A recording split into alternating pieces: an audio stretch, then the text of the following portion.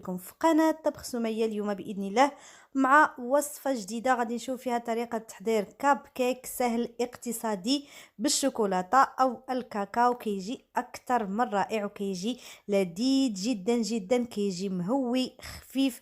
أنا متأكدة إلا جربتوا هذه الوصفة هذه غادي تعتمدوها، وصفة اللي هي سهلة واقتصادية وبمكونات اللي هي بسيطة. غادي تحصلوا على واحد الكاب كيك اللي كيجي خفيف بزاف ورائع، تقدروا تقدموه هكا لوليداتكم الفطور الصباح وكذلك الكوتي ديال المدرسه. فنتمنى انكم تجربوه وينال الاعجاب ديالكم، كيجي رائع جدا شكلا ومذاقا. وبلا ما نطول عليكم خليكم مع المقادير وطريقه التحضير. غنبداو بسم الله على بركه الله. فغادي ندير معكم المكونات والطريقه في نفس الوقت. كيف ما كتشوفوا في واحد الاناء على هذا الشكل هذا غادي نوضع 2 حبات ديال البيض. من الافضل ان البيض يكون بدرجه حراره المطبخ.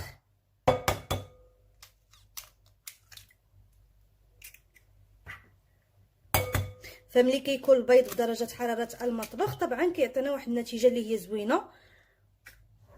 غادي نضيف على هذا البيض واحد القبصه بحال هكا ديال الملح. غنضيف كذلك واحد الساشي ديال الفانيلا. فانا عندي هنايا بودره الفانيلا، يمكن لكم كذلك تضيفوا حتى السكر فانيلا الا كان متوفر، او الفانيلا السائله حسب المتوفر عندكم. ثم غادي نقوم باضافه واحد الكاس من السكر، سكر حبيبات ما يعادل 150 غرام. بالنسبه للكاس اللي كنعبر به هو الكاس ديال العنبه، الكاس ديال الشاي. وغنخلط هاد المكونات جيدا.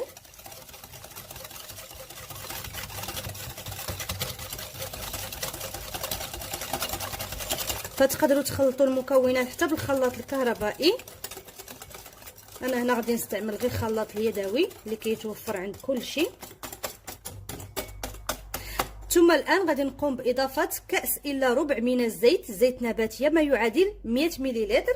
غادي نضيفوه وانا كنحرك.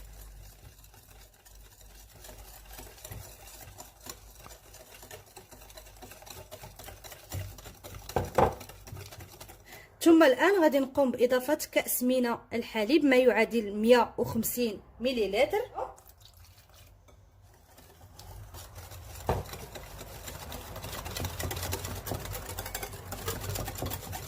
ثم الان غادي نقوم باضافه الكاكاو. كيف ما كتشوفوا عندي هنايا تقريبا نصف كاس ديال الكاكاو ما يعادل واحد 50 غرام. وغنضيف واحد الساشي من خميره الحلويات الباكين باودر، بالنسبه للساشي فيه 8 غرام.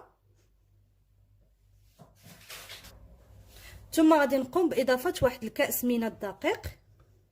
غادي نضيف فقط دابا غير كاس، عاد غادي نولي نضيف الكميه المتبقيه. غادي نغربل هاد المكونات.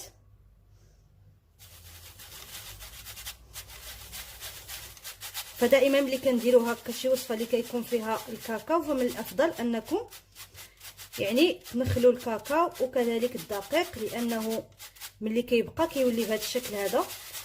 كتمر واحد المده كيدير هكا بحال كيولي بحال شكل الكويرات. صافي وغادي نخلط هاد المكونات.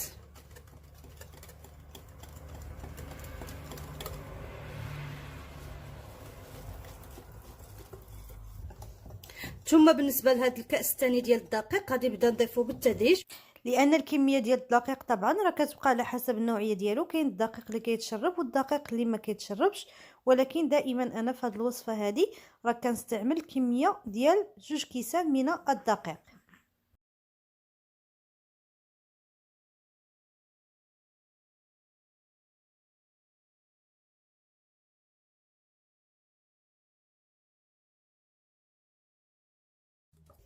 فهانتوما بعد ما خلطت الخليط ديالي فاحتاجيت الكميه ديال 2 كيسان من الدقيق.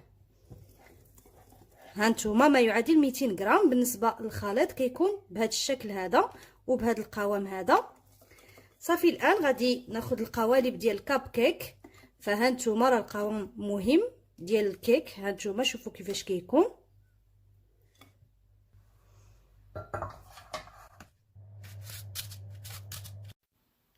صافي ومباشره غادي ناخذ هنايا القوالب ديال الكاب كيك، غادي نوضعهم بحال هكا.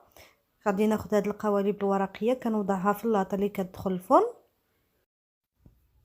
صافي وغادي نعمر فيها الخليط بهذا الشكل هذا. فكتحاولوا انكم ما تعمروهمش بزاف، كتخليو هكا واحد يعني واحد شويه المجال فاش غادي ينتفخوا.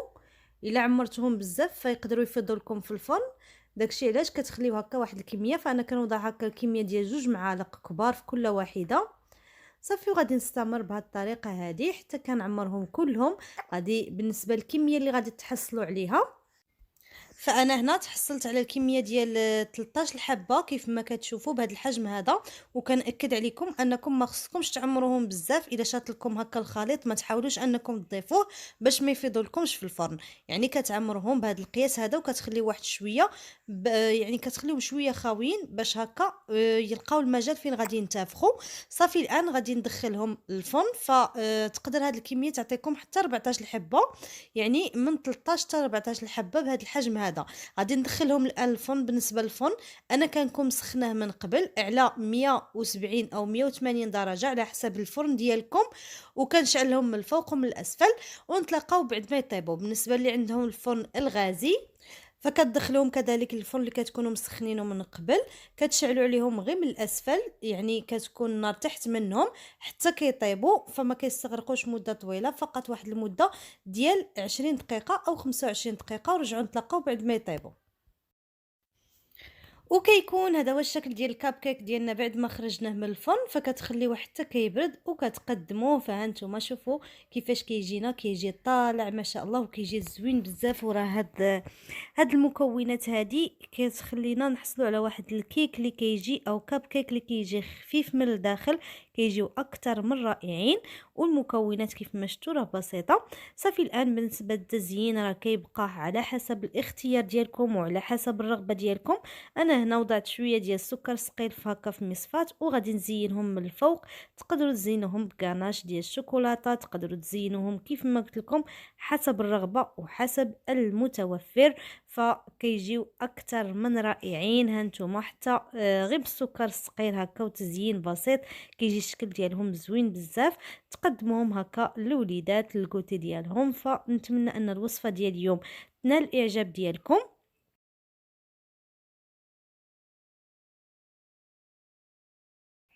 اكيد غادي نحلكم باش تشوفوا واحده كيفاش كتجي من الداخل. كيجيو هائلين مهويين خفاف بزاف بزاف فعلا. واخا نشكر لكم هذه الوصفه راه ما غاديش نوفيها حقها، يعني انا متاكده الا جربتوهم غادي يعجبوكم. وصلنا لنهايه الفيديو. فنتمنى ان الوصفه ديال اليوم تكون نالت الاعجاب ديالكم، انكم تجربوا هذا الكاب كيك هذا. واللي جربته طبعا فتخلي لي الراي ديالها في التعاليق، وتبارطاجيو الفيديو مع الاصدقاء والاحباب باش تعم الفائده. وفي مواقع التواصل الاجتماعي. وصلنا لنهايه الفيديو. فإلى عجبكم طبعا كذلك ما تبخلوش عليا بلايك وصلوه لاكبر عدد من اللايكات، واشتركوا في القناه اذا كنتوا اول مره كتزوروها، وفعلوا الجرس باش توصلوا دائما بجديد الوصفات. نتلاقاو في فيديو قادم مع وصفه اخرى. دمتم في امان الله، والسلام عليكم ورحمه الله تعالى وبركاته.